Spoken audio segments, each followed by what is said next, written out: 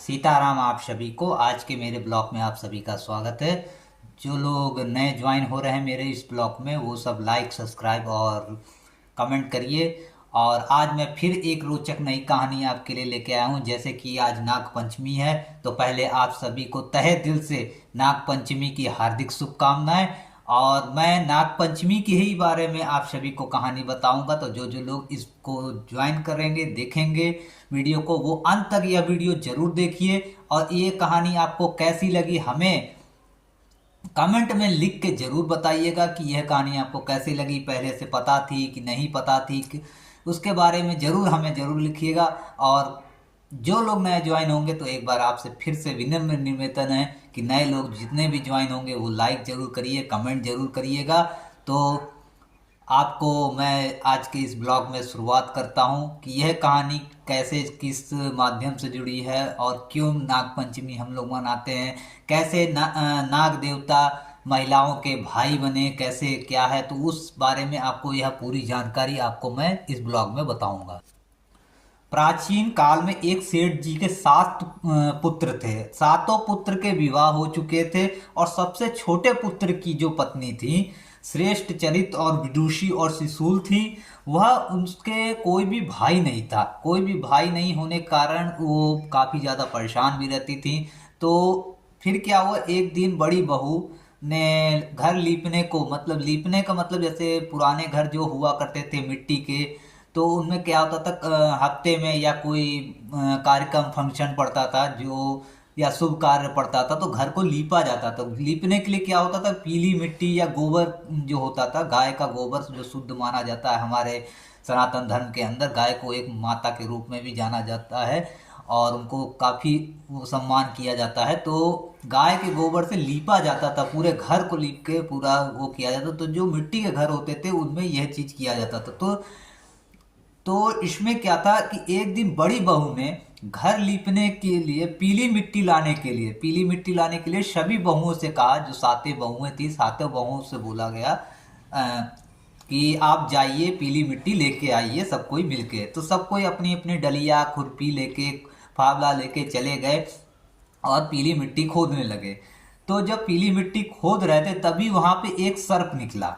तो सर्प जब निकला तो उसको बड़ी बहू मारने लगी। तो बड़ी बहू जब मारने लगी तो छोटी बहू ने कहा कि इसको मत मारिए, ये तो निर्दोष है। छोटी बहू ने कहा कि इसको मत मारिए, ये तो निर्दोष है, आप इनको छोड़ दीजिए। तब बड़ी बहू ने उनको छोड़ दिया और सांप एक साइड में, मतलब एक कोने में जाके बैठ गया। और छोटी बहू ने कहा कि सांप जी, आप यहाँ बैठिए, मैं आपसे कुछ देर बाद मिलने आऊंगी। सांप वहीं पे बैठा रहा। छोटी बहू अपने काम में व्यस्त हो गई। काम करते करते उनके ध्यान से उतर गया, उनके मन मस्तिष्क से उतर गया कि हमने सर्प महाराज जी को एक वादा किया है कि आप यहाँ बैठिए, हम आएंगे आपके पास। वो वादा वो भूल गई। अगले दिन जब उनको यह याद आया तो वो वहां पे वापस गई और गई, देखी तो सर्प वहीं पे बैठा हुआ था। तो उन्होंने कहा, सर्प ने कहा, जब वहां पे वो उस स्थान पे गई तो देखा कि वहीं पे सर्प बैठा हुआ था। और उन्होंने जब यह चीज देखा तो उन्होंने सर्प जी को कहा, भाई मेरे को क्षमा कीजिए, मैं काम में इतना व्यस्त थी कि मैं आपका ध्यान भूल गई हूँ। तब सर्प ने उनसे एक बात कही कि आपने मुझे भाई बोला है, इसलिए मैं आपको क्षमा करता हूँ, ना तो मैं आपको डस के खा जाता अभी। तो उन्होंने फिर सर्प ने कहा कि आप हमसे कोई एक चीज मांगिए जो आपको नहीं हो। तो उन्होंने एक ही चीज कहा कि मेरा कोई भाई नहीं है, तो मैं आपको अपना भाई मानती हूँ, तो जो भी होगा आप मेरे हमेशा भाई रहेंगे। तो फिर सर्प ने कहा, ठीक है, आज से मैं आपका भाई रहूंगा और भाई के रूप में ही रहूं, हमेशा आपसे मिलता रहूंगा। तो उन्होंने कहा कि आप कभी मेरे ससुराल आइएगा भाई बन के, क्योंकि मेरा कोई भाई नहीं है, जिसके कारण मेरा बहुत ही तिरस्कार भी होता है। तो सर्प ने यह वादा पूरा किया कि हाँ, मैं वचन देता हूं और आपके ससुराल आऊंगा भाई बन के। एक दिन, बहुत दिन बीतते चले गए और फिर सर्प मानव मनुष्य का रूप लेके उनके घर पहुंचा, अपनी बहन के पास। और उसने कहा कि मैं बिछड़ा हुआ काफी दिन से पुराना भाई हूं इनका, आज मैं अपनी बहन को मिलने आया हूँ और अपने बहन को अपने घर ले जाने के लिए आया हूँ। फिर सर्प ने धीरे से बोला कि मैं वही सांप हूँ, मनुष्य का रूप बन के आया हूँ। जो छोटी बहू था उससे बोला उन्होंने कि मैं वही सांप हूँ, मनुष्य का रूप लेके आया हूँ, आप मेरे घर चलिए बहन। और उसने जब लेके जा रहा था रास्ते में तो उसने कहा था कि अगर रास्ता कहीं ना दिखाई दे तो मेरी पूंछ पकड़ना और आप मेरे साथ चलते रहिए। तो वो लेके गया अपने साथ अपनी बहन को, जो छोटी बहू थी। और उसके बाद उन्होंने क्या किया, वो अपने घर ले गया। वहां पे गई छोटी बहू, जब देखा काफ़ी ज़्यादा मतलब हीरे जवाहरात हर तरीके से चीज़ें वहां पे वो थी, तो काफ़ी प्रसन्न हुई। लेकिन फिर एक दिन जो सर्प की माता जी थी वो कहीं पे काम कर बाहर निकली, तो उन्होंने छोटी बहू से ये कहा कि जो छोटी बहू जो उनकी बहन थी उनको ये कहा कि मैं बाहर जा रही हूँ, तो सर्प को ठंडा दूध उनको पिला दीजिएगा। जब उनको भूख लगेगी उसको दे दीजिएगा। तो वो ध्यान से उनके गलती से मन से उतर गया, उन्होंने गर्म दूध पिला दिया, जिसके कारण उनका बहुत दिल मतलब अंदर से बहुत तकलीफ हुई उनको। फिर जब सबको पता चला, जब सर्प की माता को पता चला, घर वालों को पता चला कि इन्होंने गर्म दूध पिला लिया है, तो उन्होंने फिर से क्षमा बोला और कहा कि भाई मेरे से गलती हो गई, क्षमा कीजिए। और सभी ने उनको क्षमा कर दिया। फिर उनकी विदाई की गई। विदाई करते वक्त सर्प के पिताजी, माताजी और सर्प जो भाई थे उनके, उन्होंने काफ़ी ज़्यादा मतलब सोने का शर्फियाँ, हीरे जवाहरात अपनी बहन को विदा करते वक्त दिया। और देने के बाद उनको आशीर्वाद दिया। और वो जब ससुराल गई वहाँ पे देखा कि इनके भाई इतने ज़्यादा मतलब अमीर हैं और इतना सारा धन दिया इन्होंने, काफ़ी ज़्यादा लोग खुश हुए उसके लिए।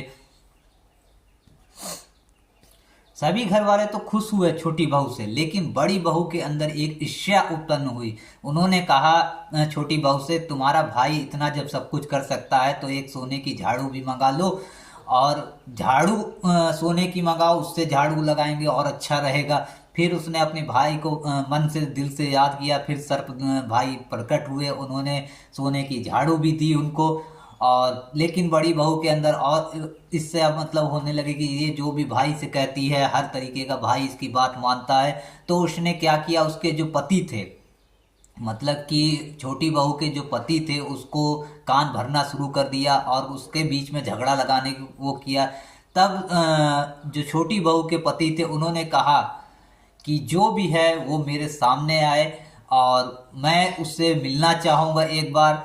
तो फिर सर्प भाई प्रकट हुए, उन्होंने कहा कि जो भी मेरी बहन के ऊपर क्रिया चरित्र का कोई भी लांछन लगाएगा तो मैं उसको खा जाऊंगा।